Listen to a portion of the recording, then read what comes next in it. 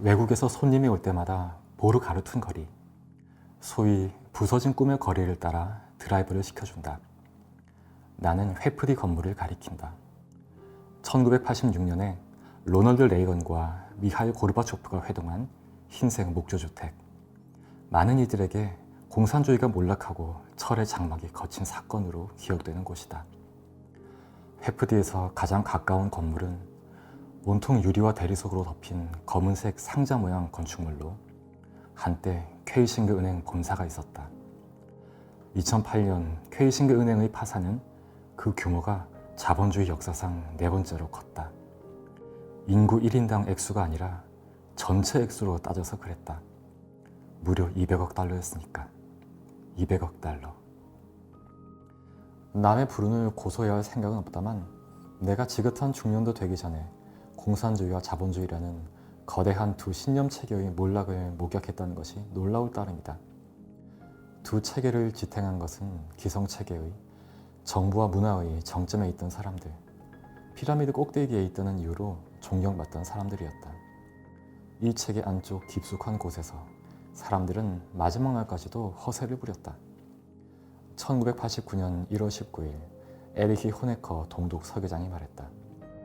장벽은 앞으로도 50년간은 서 있을 것이며 100년이 지나도 끄떡없을 것입니다.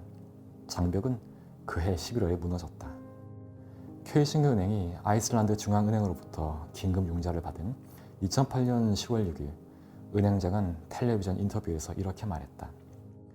우리는 매우 훌륭히 대처하고 있으며 중앙은행에서도 대부금 상환을 확신한다고 분명히 말씀드릴 수 있습니다.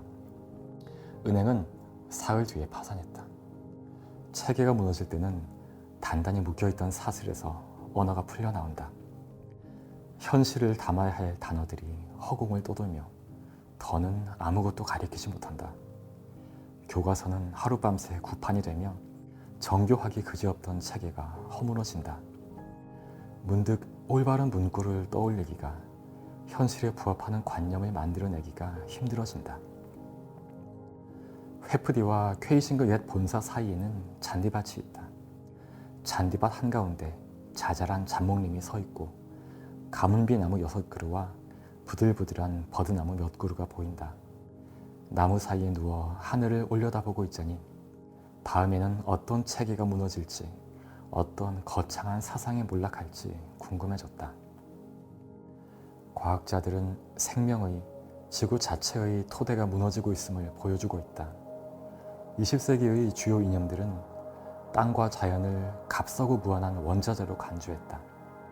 인류는 대기가 배출가스를 끊임없이 받아들일 수 있고, 대양이 쉬지 않고 폐기물을 받아들일 수 있고, 대지가 비료만 주면 끝없이 재생할 수 있고, 인간이 점점 많은 공간을 점유하면 동물은 계속해서 딴 데로 이동할 것이라 생각했다. 대양과 대기에 대한, 기후에 대한, 빙하와 연안 생태계의 미래에 대한 과학자들의 예측이 옳은 것으로 입증되면 우리는 이 어마어마한 사태를 어떤 언어로 표현할 수 있을까? 어떤 이념이 여기에 대처할 수 있을까? 무엇을 읽어야 하나? 밀턴 프리드먼, 공자, 카를 마르크스, 요한 계시록, 꾸란, 베다를 읽어야 하나? 우리의 이 욕망을 어떤 측정치에 따르더라도 지구의 기본적 생명체계를 압도하고 말 이 소비량과 물질 만능주의를 어떻게 가라앉혀야 하나? 이 책은 시간과 물에 대한 것이다. 앞으로 100년에 걸쳐 지구상에 있는 물의 성질이 근본적으로 달라질 것이다. 빙하가 녹아 사라질 것이다. 해수면이 상승할 것이다.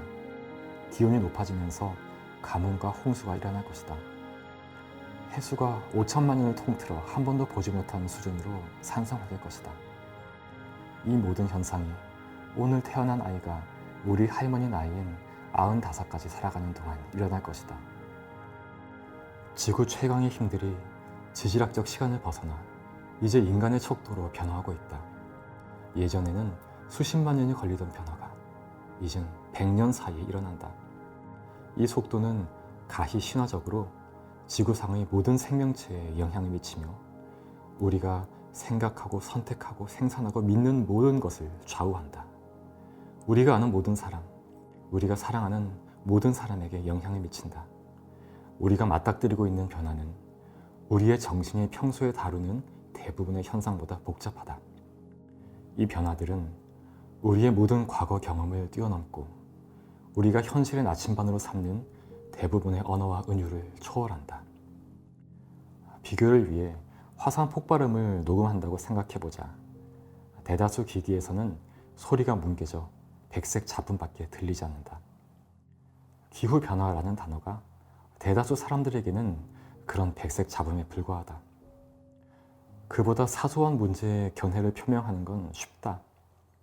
우리는 귀중한 물건이 사라지면 그 사실을 알아차릴 수 있으며 동물이 총에 맞거나 사업이 합의된 예산을 초과해도 그 사실을 알아차릴 수 있다. 하지만 무한히 큰 것, 성스러운 것, 우리의 삶의 근본적인 것이 결부된 사건에 대해서는 어떤 반응도 보이지 못한다. 그런 척도는 뇌가 감당하지 못하는 것이다. 이 백색 잡음은 우리를 속인다.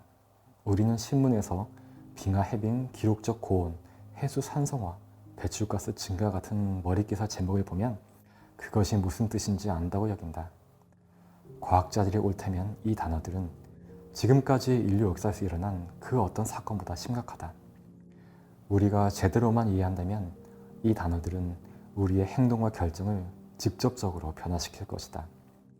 하지만 이 의미들의 99%는 백색 잡음으로 흩어져 버린다. 백색 잡음은 틀린 비유인지도 모르겠다. 이 현상은 블랙홀에 더 가깝다.